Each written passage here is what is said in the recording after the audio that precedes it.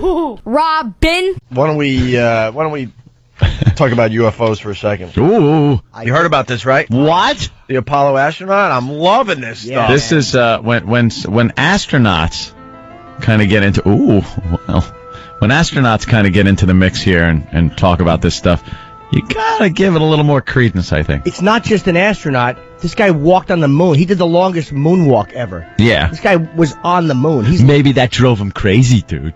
I had too much time. That's how you dismiss him. Too much time at the moon rocks, this one. Well, yeah, just because he walked on the moon, maybe he's completely insane now. Maybe we should try to find some info. I think his name is Edgar Mitchell, right? Dr. Edgar Mitchell from Apollo 14. He's saying absolutely there are UFOs, and the government is absolutely covering it up. Wow. Yeah, we got some audio here. Listen to this. Do you believe in life on other planets? Oh, yes. There's not much question at all. But there's life throughout the universe. We're not alone in the universe at all.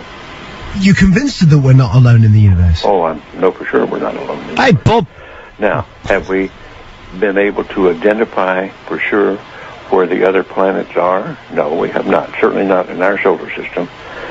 But they've identified quite a number of planets now that very likely could be life-bearing planets. And I happen to be privileged enough to have be in on the fact that we have been visited on this planet. And the UFO phenomenon is real, although it's been covered up by our governments for quite a long time. Whoa! Whoa! All right, Hamilton! Dude! Eating some pizza! Learning about Cuba! He is by far the most reputable and believable source to ever come out about UFOs. And the say that the dumb government response after it is... This is the guy that probably knew a lot of the inside workings at NASA. Sure. And the research that went into building the spacecraft and where some of that engineering may have come from. I'm speculating here, but, this is a guy that is on the inside. He flew in space. He flew in space. He was up there. He knows how it all works. He understands coming into the atmosphere. Right. He knows what the moon looks like, what the Earth looks like. The guy was on the moon. Yeah. Wow, is that a big one? That's a neutron bomb. The radio host got a nice exclusive. Listen. Remember That's Gordon my Cooper? skull. I'm so wasted. One of the Mercury astronauts, Gordon Cooper, wrote a book called Leap of Faith, which also talks about the fact he took a camera up and photographed Area 51, and when he landed, the Pentagon took the camera away from him. And he claims that he flew or saw a craft that was made from alien metals. And Gordon's not around anymore, but the book is good, called Leap of Faith. But of course. Don't we have an astronaut coming in next week? Buzz Aldrin. Astronaut, what's wrong with you? How about the second man to walk on the moon? How about, pretty much the astronaut. Every photo of that moon landing is a Buzz Aldrin. Every one of those photos we've seen is a Buzz. Well, Neil was shy. Neil goes, no cameras, boys, I'm working. There was only one of those photos, was of Armstrong. It was this really weird one in the distance where he's working on the lunar, on the LEM.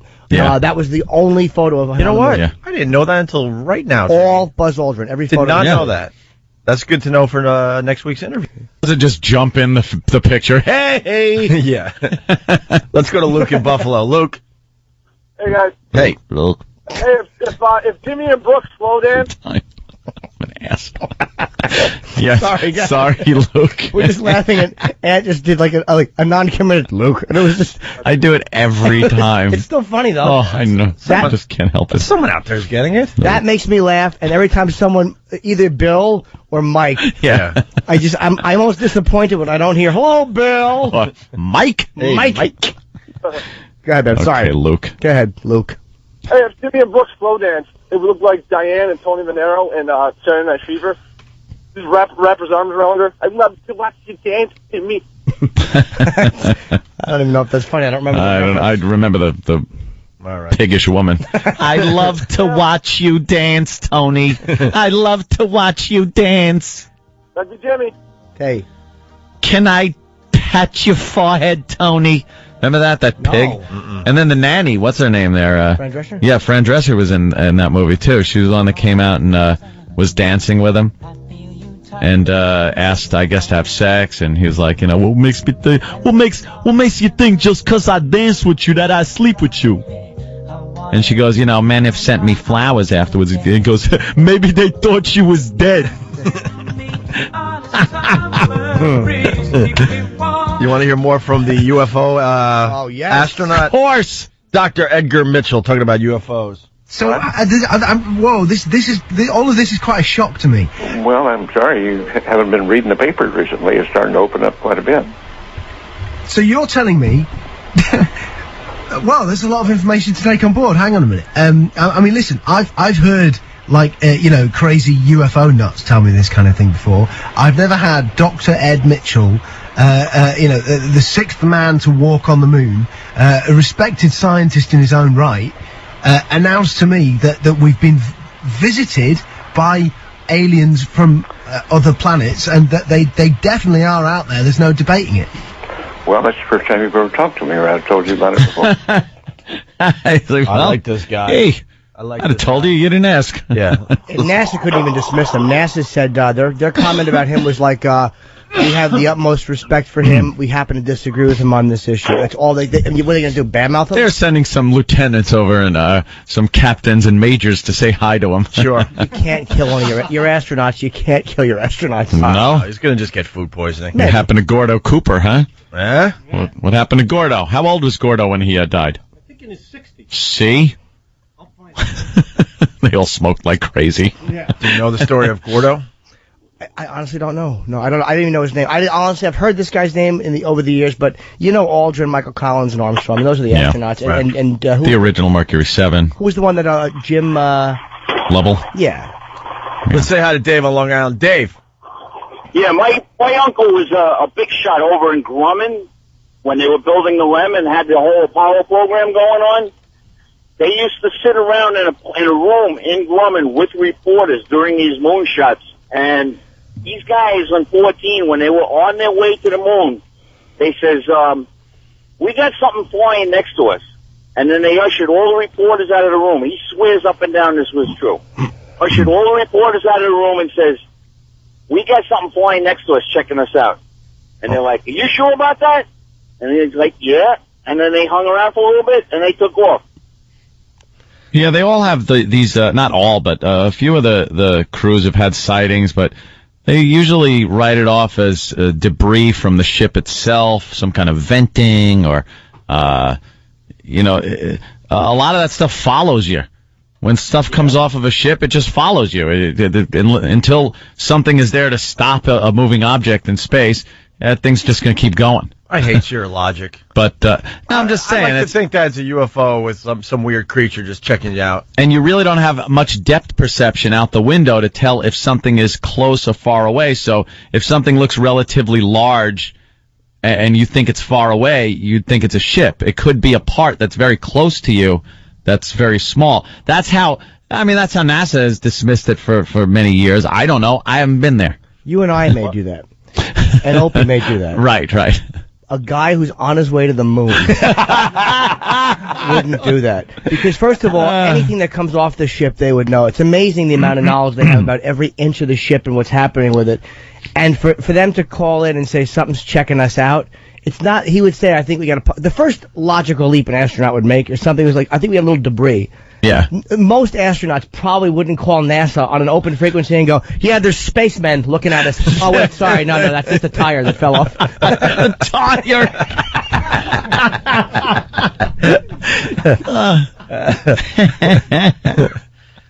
Jimmy makes a good point. Let's say hi to Mongo the trucker. He's a regular to the show. What's up, Mongo? Morning, guys. Hey. I know why Jimmy loves Brooke Hogan so much. She looks like a tranny, but the next day he won't have a sore jaw. Wow. Way to hurt someone's feelings / be accurate. All right, we got one more clip from Edgar Mitchell. Dr. Edgar Mitchell. So you believe in you believe the whole deal? There's more nonsense out there about this than there is real knowledge. But it is a real phenomenon. And there's quite a few of us it's been well covered up by all of our governments for the last 60 years or so. But slowly it leaks out, and some of us are privileged to have been briefed on some of it.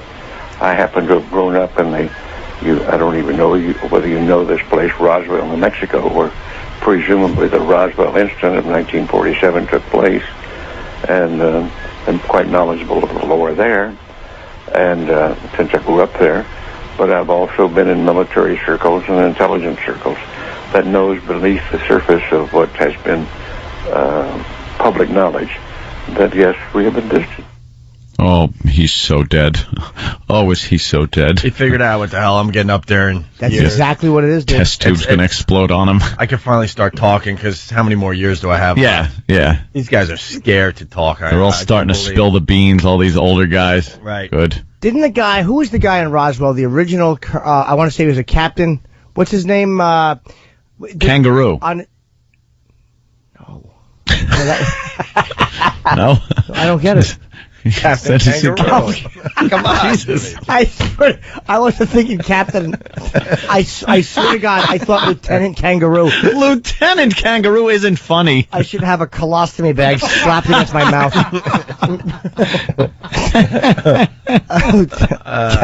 Captain Kangaroo. Yes. Yes, he saw a bunch of aliens come out, and they were all wearing green jeans. Ooh, green jeans. Ooh. So what was the guy who was involved with Roswell, who originally the Air Force put out there, and he showed the materials that he had to come out and say it was a weather balloon.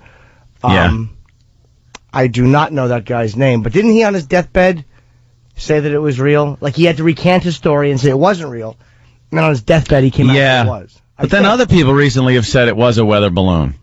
I don't know. The only thing I don't like about that is the testing, the little bodies that so many people reported seeing. Yeah. They said were mannequins that they were testing, like that guy who jumped from 102,000 feet.